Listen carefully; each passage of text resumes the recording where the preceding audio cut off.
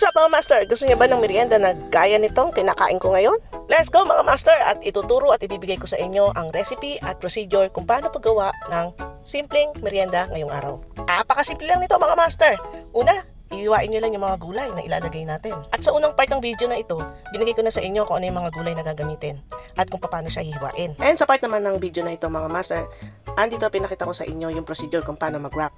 And then, ang kagandahan nitong ganitong style mga master habang kumakain kayo, hindi nalalaglag yung mga nilagay nyo dun sa loob. And bago ko makalimutan mga master, syempre make sure na malinis ang inyong mga kamay, di ba, habang nagbabalot kayo.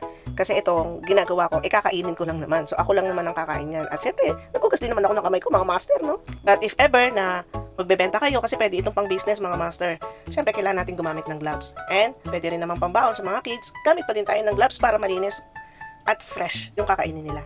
So ayan nga mga master, di ba? Ang gandang tignan. Ito, at babalutin ko na siya. Okay, next procedure na tayo mga master. Doon naman tayo sa ground beef. Well, simpleng-simple lang. After ko siyang hugasan, ginisa ko siya sa bawang sibuyas. Nilagyan ko ng black pepper, salt, beef cubes, and 1 tablespoon of oyster sauce.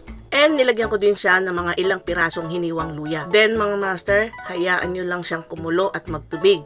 Kusa din niyang magmamantika, kaya hayaan nyo lang siyang maluto ng 10 to 20 minutes. And after 20 minutes, i-drain nyo siya mga master para mawala or tumulo yung mantika niya.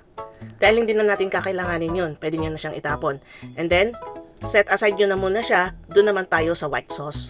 Garlic mayo po siya mga master. Nagmix lang ako ng 5 tablespoon na mayonnaise, 1 tablespoon na vinegar, 1 tablespoon na sugar, half teaspoon ng salt and pepper, then 3 hanggang 4 na pirasong minced garlic, and 3 tablespoon na water. Mekos-mekos nyo lang yan mga master, and after nyo mamekos-mekos yan, i-drain nyo siya mga master dahil yung aroma at lasa lang naman ng garlic ang kailangan natin dyan. And then, kumpleto na ang merienda nyo mga master.